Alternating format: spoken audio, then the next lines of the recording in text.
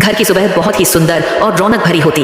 कोई कहती, मैं तो आज रोटी नहीं बेलूंगी, मेरा हाथ दर्द कर रहा है। दूसरी कहती, मैं सब्जी तो काट दूंगी लेकिन छिलका साफ नहीं करूंगी। चलती कभी कोई धीरे धीरे काटती।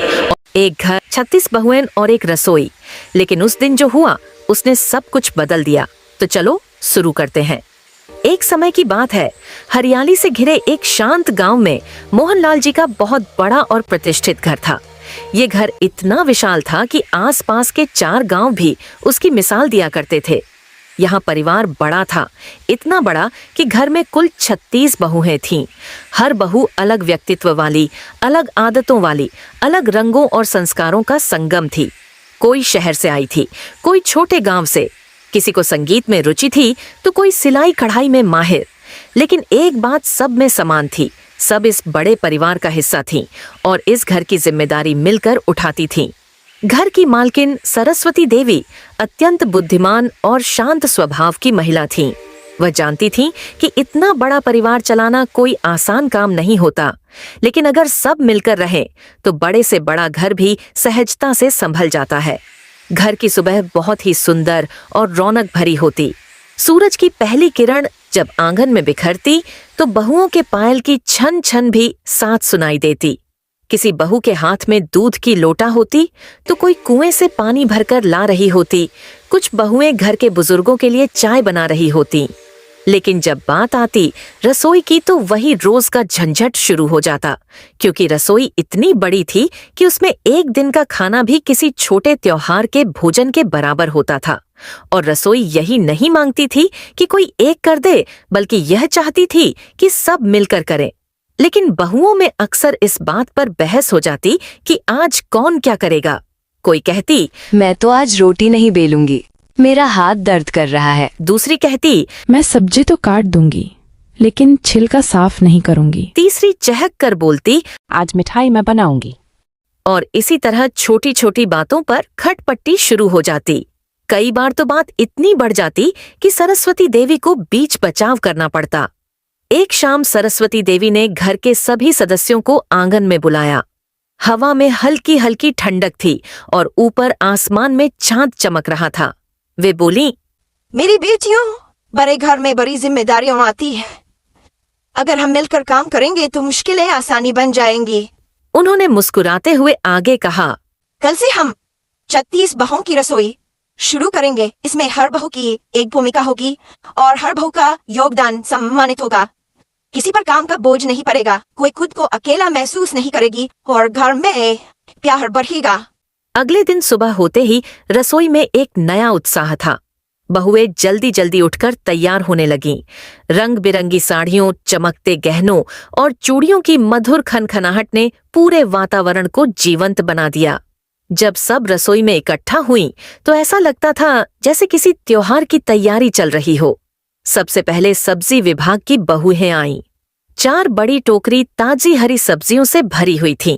कोई फूल गोभी कटने बैठी, कोई पालक साफ कर रही थी, कोई मूली छील रही थी और कोई टमाटर धुल रही थी। उनके बीच हंसी मजाक भी चल रहा था। कभी किसी की छुरी तेज चलती, कभी कोई धीरे धीरे काटती और बाकी उसकी नकल करती। इस माहौल में काम भी मजेदार बन गया। उधर दूसरी तरफ मसाला पीसने वाली टीम पत्थर की सिल पर हाथ से मसाले पीस रही थी। काली मिर्च, जीरा, धनिया और लाल मिर्च मिलकर हवा में ऐसी महक फैला रहे थे कि किसी का भी मन ललचा जाए। बहुएं कहती, अरे आज तो दाल का स्वाद लाजवाब होगा। और सच में ताजा पीसे मसालों जैसा स्वाद कहीं नहीं मिलता। फिर आती थी रोटी विभाग की बहुएं।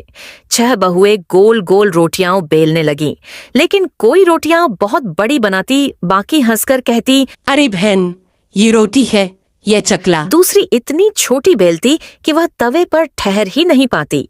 लेकिन हंसी मजाक के बीच सब सीख रही थीं और खुश भी थीं। सरस्वती देवी दूर से सबको देख मुस्कुरा रही थी कि उनका प्रयोग सफल हो रहा था। अब रसोई में सबसे महत्वपूर्ण विभाग आया, दाल और सब्जी का तड़का। तड़के की महक जैसे ही रसोई में फैली, पूरा घर सुगंध से भर उठा। घी में जीरा चटका, फिर लहसुन अदरक का पेस्ट पड़ा, फिर लाल मिर्च और आवाज आई, छन्न छन्न। बहुएं खड़ी होकर कहने लगीं, अरे ये तो किसी शादी की दाल जैसी खुशबू आ रही है। इधर एक कोने में चावल धोने वाली टीम काम कर रही थी। घर बड़ा था, इसलिए चावल भी 5 किलो से कम नहीं बनते थे। बड़े बड़े तसलों में चावल धोकर रखे गए और भाप में पकाने के लिए बड़े भगोनों में रख दिए। दूसरी तरफ पकवान विभाग की बहुएं किसी बड़े भोजनालय की तरह काम में लग गईं।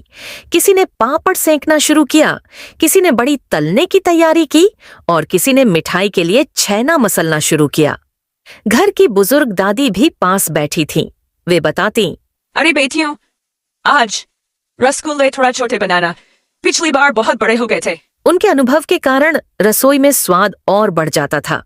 धीरे धीरे दोपहर का समय हो आया। अब खाना तैयार था। बड़े बड़े पत्तलों में चावल परोसा गया, दाल रखी गई, सब्जियां और चटनी सजाकर रखी गई। बहुएं पूरे गर्व से अपने अपने काम को देख रही थीं। सरस्वती देवी ने सबको पास बुलाकर कहा, देखो, जब दिल मिलकर काम करे तो रानी का महल भी बन जाए। खाना जैसे ही परिवार और गांव के मेहमानों को खिलाया गया, सबने एक ही बात कही, आज का खाना किसी त्योहार से कम नहीं। बहुएं यह सुनकर खुशी से खिल उठी।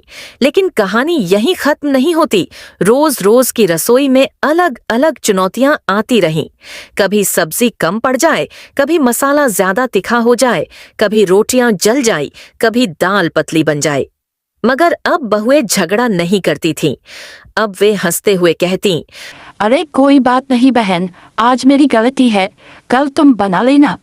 परिवार में ऐसा प्यार बना कि पूरा गांव मिसाल देने लगा। धीरे धीरे 36 बहुओं की यह रसोई गांव का गर्व बन गई। त्योहार हो या शादी, सब जानते थे कि मोहनलाल जी के घर का खाना सबसे उत्तम होता है, क्योंकि वह खाना सिर्फ मसालों से नहीं बल्कि 36 दिलों के प्रेम से बनता था। और इस तरह सरस्वती देवी का यह विचार आने वाली पीढ़ियों तक याद रखा गया कि बड़ा परिवार तभी चलता है जब प्यार, समझ और सहयोग साथ हों। अगर कहानी पसंद आती है तो वीडियो को लाइक करो और चैनल को सब्सक्राइब करो और अपने दोस्तों को शेयर करो।